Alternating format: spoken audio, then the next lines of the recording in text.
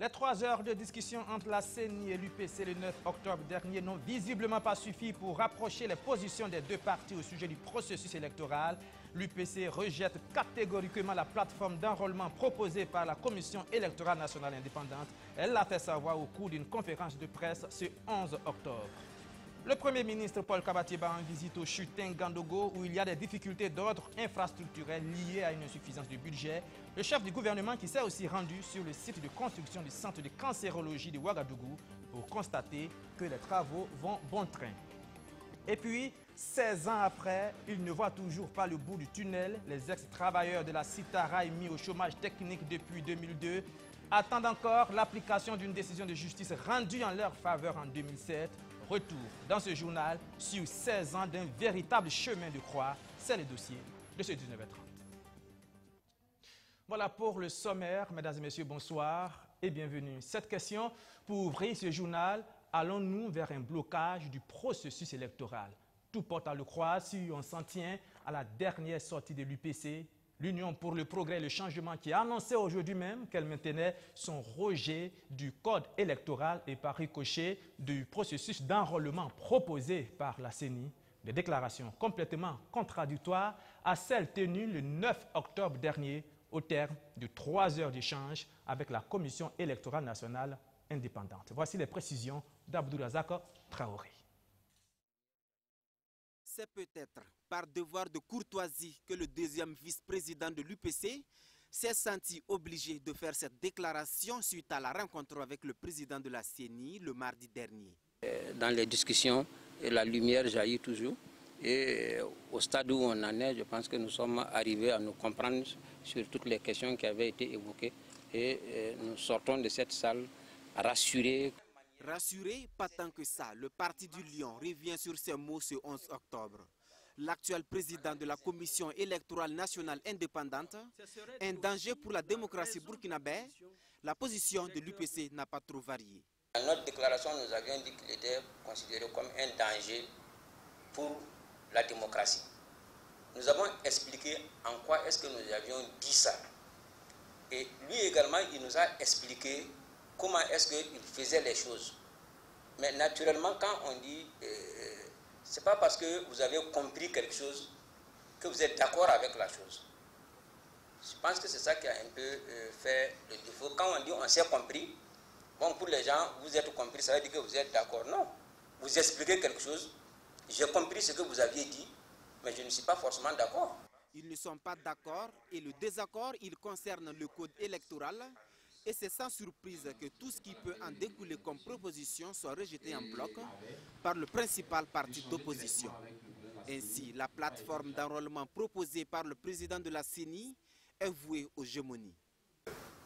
Au nom de l'indépendance de la structure que M. Newton Ahmed dirige, il ne revient pas, au nom de la neutralité qu'il doit observer, qu'une plateforme vienne de lui. Parce qu'il ne revient pas à la CENI de proposer ce genre de choses. En réalité, c'est la fraude électronique qui est redoutée avec cet arrimage CENI-ONI, l'Office national d'identification. L'enrôlement via les SMS et les appels téléphoniques ne présage pas un processus électoral fiable selon l'UPC. On lui remet sa carte, physiquement on sait que c'est lui. Mais rester au bout du fil, n'importe quel kidam peut rester au loin et prendre le téléphone et répondre au nom de l'autre. Et qui nous dit que tout le monde sera saisi? Autant de questions que nous avons discutées avec lui. La proposition de cette plateforme. Personne n'est dupe pour qu'on n'ait pas comprendre que les élections, de façon générale, les fraudes se passent de façon électronique. Et c'est ce danger que nous avons senti et nous l'avons relevé tout en sa présence. Une conférence de presse aux allures de compte-rendu de la rencontre avec le président de la CENI qui montre à souhait que la crise entre les deux entités est loin d'être dénouée. Le code électoral qui fait encore jaser, cette fois-ci c'est la CODEL qui pointe du doigt les candidatures indépendantes telles que prévues par le nouveau texte. Pour cette organisation de la société civile, l'équation serait quasi impossible dans le cadre des élections locales. Sandrine Zougouri. Les candidatures indépendantes telles que prévues dans le code électoral burkinabé n'est pas du goût de la CODEL, la Convention des organisations de la société civile pour l'observation domestique des élections.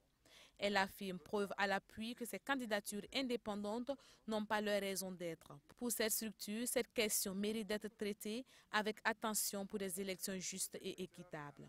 Il s'agit en outre des candidatures indépendantes qui sont soumises aux mêmes conditions que les partis politiques. Oui, nos constitutionnalistes avaient oublié, ou nos représentants à l'Assemblée avaient oublié carrément que candidature indépendante, c'est différent des candidatures individuelles. Il est impossible d'avoir des candidatures indépendantes dans le cadre des élections locales. Si vous prenez seulement la commune de Kamti, c'est une commune qui a fait 120 villages. Kamti, c'est au sud-ouest. 120 villages. Vous avez donc droit à élire des titulaires 240 conseillers et des suppléants 240, ce qui fait 480. Il faut trouver, nous sommes à scrutin de liste, il faut trouver 480 indépendants pour constituer une liste. Autant créer un parti politique. Ce n'est pas possible, ça n'a aucun sens. Donc, nous ajoutons, parce que le code électoral, en son article 239, dit effectivement que l'élection a lieu au scrutin des listes à un tour, avec dépôt de liste complète. Si un seul nom manque, la liste est caduque. Dans cette déclaration, ce 11 octobre, la CODEL n'a pas passé sous silence la question de la réconciliation nationale. Sur ce point, la Convention appelle le président du Faso à accélérer ce processus car elle estime que le gouvernement est en train de brûler les étapes. La réconciliation, ce n'est pas des gens seulement qui ont eu... ce n'est pas des victimes ni de l'insurrection ni du coup d'État. La réconciliation concerne des gens que nous avons perdus depuis 1960. En passant par le premier commandant Moumouni, en passant par Henri Zongo, en passant par les recteurs Clément Ouedraogo.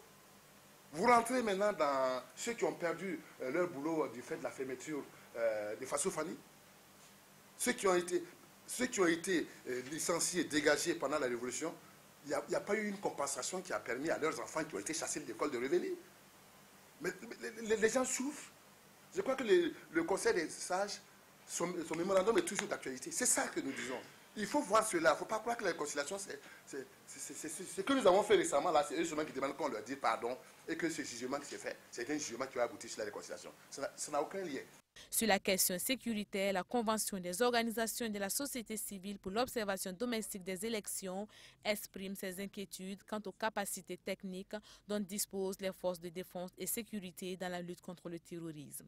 Elle exige le renforcement des services de renseignement, l'installation de camps militaires dans toutes les provinces frontalières.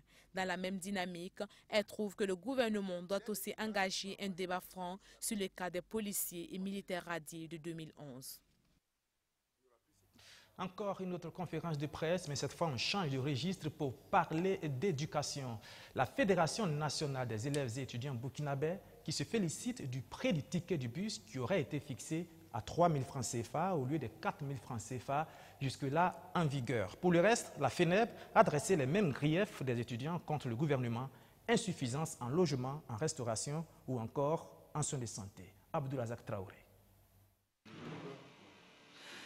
C'est une structure estudiantine plutôt nouvelle, mais ses revendications, elles, sont loin de l'être. La Fédération nationale des élèves et étudiants burkinabés dresse un tableau sombre de l'état des universités publiques du Burkina Faso. Seul aspect salué ce matin en conférence de presse, l'innovation qui permet aux futurs étudiants de s'inscrire en ligne, mais pas que, le projet BUS aussi, où visiblement, le bout du tunnel a été trouvé après un bras de fer avec le ministère du tutelle. Les derniers développements de la situation restent satisfaisants puisque le prix de départ de 6 000 francs est revenu à la hauteur de 3 000 francs. Des efforts considérables qu'il faut saluer. Les appréciations positives se limitent là. Le reste, c'est le manque de volonté politique qui rend difficile la situation. Un campus sans Internet n'en est pas un. Une université dépourvue de système de restauration, de logement et de soins adéquats et lamentables se désolent ses étudiants. Mais ce qui les pique au vif, c'est le retard académique qu'ils imputent à l'administration universitaire. Même si les étudiants font cours les dimanches, les jours fériés et même les jours de fête, tant que les copies resteront des mois sans correction et que les délibérations prendront des mois, le retard ne sera jamais rattrapé. La responsabilité est au niveau de l'administration qui affirme son autorité, mais qui, avant tout, doit présenter un schéma clair. Et ce chemin clair passe également par le désengorgement des universités publiques. Sur ce volet, la FENEB propose une idée atypique. Elle est basée sur une étude qui stipule qu'un étudiant coûterait 750 000 francs CFA à l'État, alors qu'au privé, l'offre est située entre 325 000 et 410 000. Ce qui voudrait dire qu'en affectant les étudiants dans les institutions et universités privées, l'État économise, et avec le partenariat public-privé qui existe entre l'État et les entités privées, les prix des services peuvent être revus à la baisse. Avec l'économie de la somme restante, l'État peut alors augmenter le fonds et ainsi garantir une éducation de qualité à ses futurs élites et fera l'économie de plusieurs grèves. La Fédération nationale des élèves et étudiants burkinabés s'insurge par ailleurs contre les associations des parents d'élèves et leur système de cotisation obligatoire dans les établissements scolaires. Une association dans laquelle le fils est obligé de cotiser pour son père, où les cotisations ne sont pas homologuées et varient de 6 000 francs à 20 000 francs. C'est tout simplement du vol. Ce ne sont visiblement pas que les universités qui ont besoin d'infrastructures, les hôpitaux aussi. C'est le cas du CHU Tengango, où les salles manquent de climatiseurs entre autres et où l'unité de prise en charge des grands brûlés est dépourvue de matériel. Eh bien, tout cela est dû à un problème budgétaire, ont expliqué les responsables de l'hôpital au Premier ministre Paul Kabatiba en visite sur les lieux. Madina Sino. C'est un exposé du directeur général du centre hospitalier universitaire de Tengango. Un exposé qui présente l'hôpital aux visiteurs du jour. Et c'est avec une oreille attentive que le Premier ministre prendra connaissance des difficultés qui empêchent le fonctionnement optimal de l'établissement. Nous avons des problèmes de subvention, parce que la subvention que l'État nous a donnée n'est pas suffisante pour prendre en charge les malades, pour acheter les médicaments, pour nettoyer l'hôpital et pour entretenir l'hôpital de façon globale.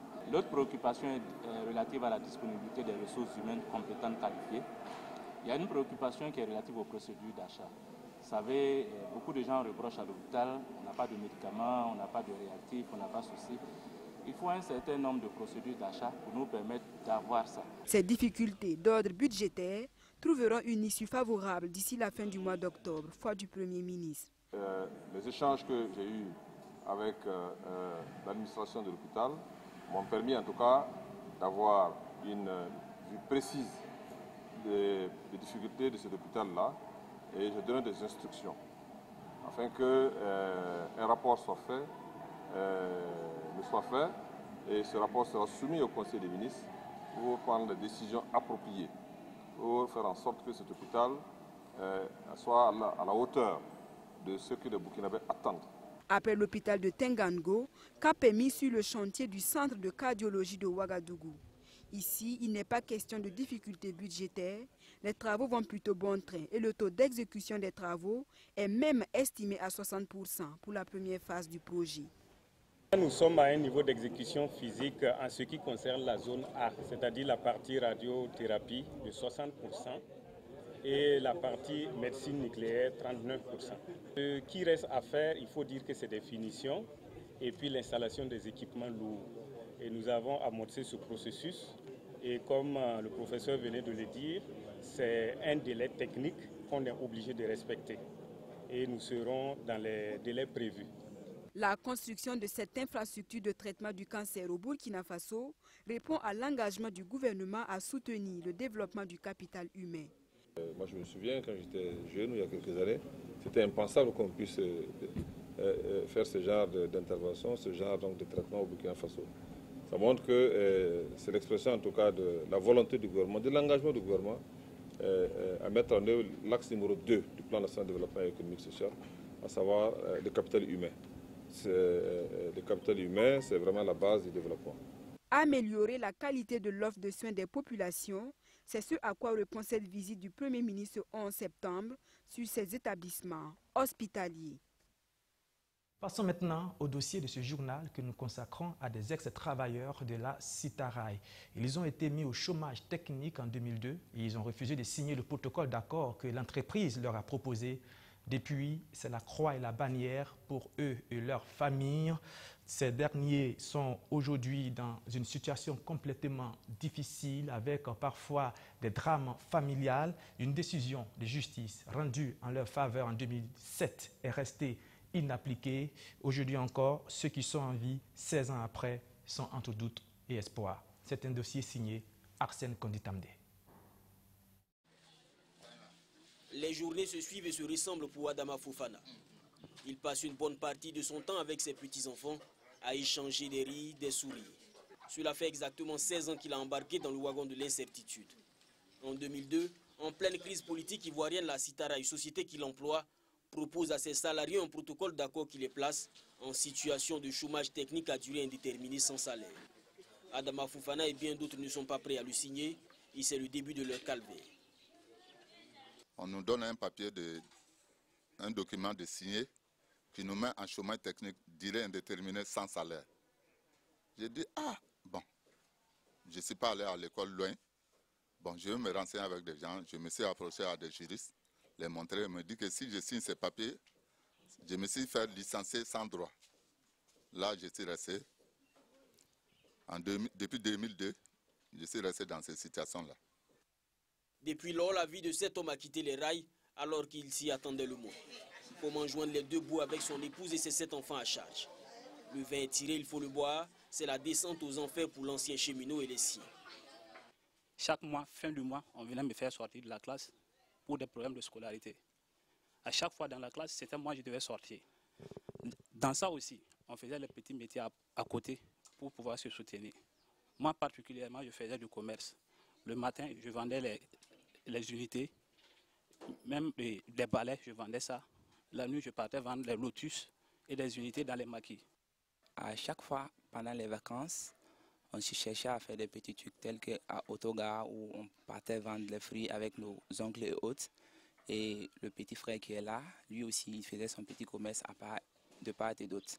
Voilà, donc on faisait ça pour aider les parents à nous scolariser. Derrière la singularité du sort d'Adama Fofana se cachent bien d'autres cas. Une soixantaine au départ, ils ne sont plus que 38 dans cette situation. Réunis autour du syndicat libre des cheminots du Burkina, ils se réunissent de temps à autre pour échanger sur cette vie à laquelle ils ne peuvent s'habituer. Nous sommes laissés à nous-mêmes et quand vous regardez parmi nous, vous voyez qu'il y a des situations qui sont vraiment déplorables. Des familles disloquées, des enfants qui n'ont pas pu poursuivre leur cursus scolaire, des enfants qui ne sont même pas allés à l'école et des familles qui ont été disloquées, des gens qui ont été mis dans les rues avec leurs familles et leurs bagages. On a un camarade qui s'est suicidé, on a un camarade qui a été amputé de la jambe. Le problème a été porté devant la justice burkinabé.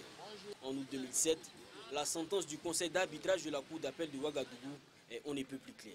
Elle ordonne à la Citaraï de régler les droits de ses travailleurs. Problème, depuis 11 ans, cette sentence n'est toujours pas exécutée. Au niveau de la cour d'appel, la justice nous a donné raison. Citaraï a fait un pourvoi. Nous nous sommes retrouvés au niveau du Conseil d'État. Au niveau du Conseil d'État, après 18 mois, le Conseil d'État s'est déclaré incompétent. Et donc nous nous retrouvons avec une sentence qui date du 14 août 2007. Et cette sentence-là, l'employeur refuse d'appliquer, d'exécuter cette sentence-là. Entre 2002 et 2018, beaucoup d'eau a coulé sous les ponts. Certains d'entre eux sont aujourd'hui frappés par l'âge de la retraite, mais impossible de rentrer en possession de leur pension, faute de documents administratifs. Bon, j'ai la preuve. Moi, je suis parti à la retraite en 2014. Voilà. Donc, le DG même m'a adressé une décision de départ à la retraite en 2014.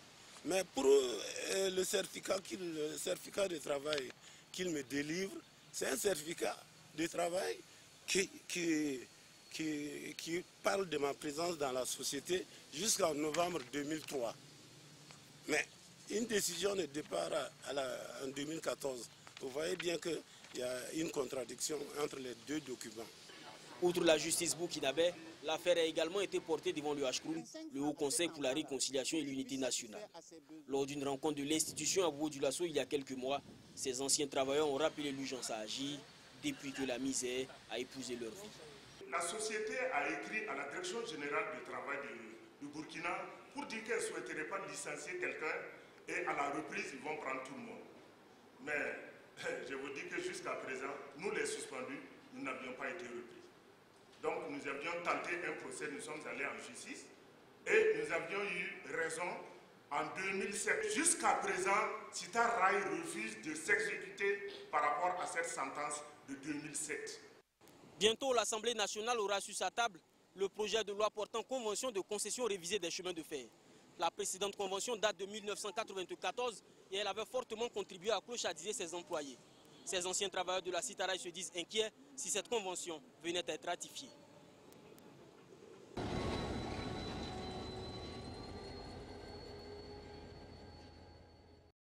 Voilà, toute autre chose. Ils sont plus de 200 nouveaux diplômés sur le marché de l'emploi après 2 ans de formation pour les uns et 3 ans de formation pour les autres à l'Institut supérieur de génie électrique. Eh bien, ils ont effectué leur sortie officielle ce week-end. Madina Sienou y était. 224 lauréats, dont 172 techniciens supérieurs et 52 ingénieurs de travaux.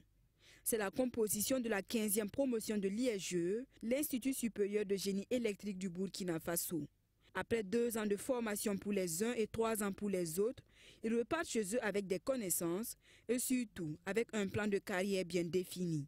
On compte entreprendre parce que vraiment les entreprises sont déjà bourrées et comme notre parrain même nous l'a dit, il faut entreprendre. Nous qui sommes lauréats dans le domaine de l'informatique, voilà, essayer de mettre en place des startups pour relever les défis de notre pays. Si pour Adizatou, l'entrepreneuriat semble être la solution, Brice, lui, ne compte pas s'arrêter en si bon chemin. Personnellement, c'est déjà entamer un nouveau cycle d'études.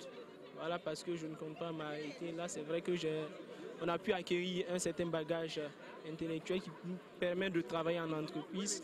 Mais en tout cas, je compte poursuivre mes études en cycle d'ingénieur, voilà, pour en tout cas avoir une plus grande qualification. Quant aux impétrants qui envisagent conquérir le marché de l'emploi, ils peuvent compter sur leur directeur général qui donne des garanties sur la qualité de la formation de ses étudiants. Nous avons une particularité parce que tout simplement l'école, c'est l'école des entreprises. Les entreprises sont actrices de la formation. Et si vous avez pu constater, après les cours théoriques et pratiques au sein de l'école, les étudiants vont continuer leur formation en milieu industriel par un stage de 2 mois ou 3 mois ou 6 mois pour les ingénieurs de conception. De sorte que quand ils sortent, mais ils sont immédiatement opérationnels. Voilà, donc ça c'est vraiment des conditions qui créent l'employabilité de nos jeunes dès lors qu'ils sortent donc de nos cursus de formation. Fort de 650 étudiants de 12 nationalités, l'Institut supérieur de génie électrique forme entre autres dans les filières électricité industrielle, réseau informatique et télécommunications et maintenance industrielle. Culture, la 44e création majeure du CITO, le carrefour international du théâtre de Ouagadougou, s'attaque à l'incivisme, un phénomène qui est dépeint avec une dose d'impertinence dans une pièce qui sera jouée du 20 octobre au 20 novembre prochain. Les précisions avec Samira Samandoulgou et John William Somda.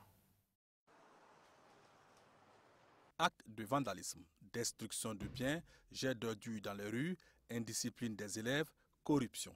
L'incivisme prend de plus en plus corps au Burkina Faso. Pour endiguer le fléau combien inquiétant, le CITO, le carrefour international du théâtre de Ouagadougou, s'engage. Une création baptisée Incivisme. Et pour mieux cerner le phénomène, une démarche scientifique a été mise à contribution.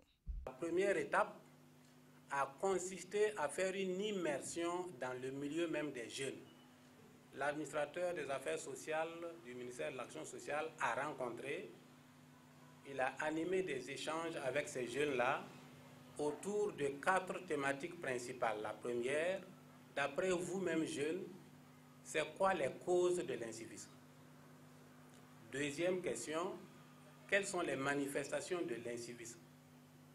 Troisième question, quelles sont les conséquences de l'incivisme sur vous-même jeunes? sur la société et sur le pays? Et quatrième question, pour terminer, quelles sont les propositions de solutions que vous faites pour, à défaut d'éradiquer l'incivisme, eh bien, le réduire à sa plus simple expression? Après cette enquête sociologique, place a été faite à la rédaction de la pièce de théâtre, puis à la création. Partir d'un rapport pour créer tout un univers dans lequel on fait évoluer des personnages, c'est pas toujours évident. Et le travail collectif, c'est-à-dire ce que les comédiens donnent sur scène, les échanges avec le metteur en scène, tout cela contribue à nourrir en fait les personnages à partir de ces rapports-là. La création, c'est de la conception. Vous donnez le meilleur de vous, vous donnez votre sueur, votre sang, votre passion, et puis c'est un bébé qui va sortir. Alors, il y a un aspect de tout cela que vous ne maîtrisez pas, parce que le bébé, s'il veut, il sort comme elle est. Okay. S'il veut, il sort comme il veut. Mais c'est avec amour, c'est avec toute la technicité dont vous êtes capable, avec toute l'équipe, que vous concevez ce bébé-là. Et pour que ce bébé naisse en bonne santé, 19 comédiens et musiciens répètent depuis le 5 septembre dernier. Donc tout se passe bien. À mon niveau en tout cas, tout se passe bien. Côté création, côté acceptation, côté inclusion, côté ouverture d'esprit et tout. Je pense qu'un artiste en phase de création ne peut pas bénéficier plus que ça en fait. Du 20 octobre au 30 novembre 2018, Incivisme sera présenté au CITO, dans des établissements scolaires et lieux publics des villes de Ouagadougou et Bobo-Dioulasso. Le CITO lance donc un appel à contribution afin que le spectacle soit distribué dans toutes les régions du pays. Cette 44e création va coûter environ 40 millions de francs CFA, financée principalement par l'ONG allemande Pain pour le Monde. Actualité internationale pour terminer, ce jeudi 11 octobre, s'est ouvert dans la capitale arménienne le 17e sommet de l'Organisation internationale de la francophonie. Il faut dire que deux femmes s'affrontent pour le poste de secrétaire général de l'OIF, la Canadienne Michaëlle Jean et la Rwandaise Mushikiwabo. Deux femmes pour un seul fauteuil, cela sonnerait bien pour une œuvre littéraire. Pourtant, il ne s'agit nullement du titre d'une pièce de théâtre ou d'un livre, mais d'une réalité que s'apprête à vivre le monde de la francophonie. D'un côté, Michaëlle Jean, de l'autre, Louise Mushikiwabo, actrice principale d'un duel qui divisera l'organisation le temps d'un sommet.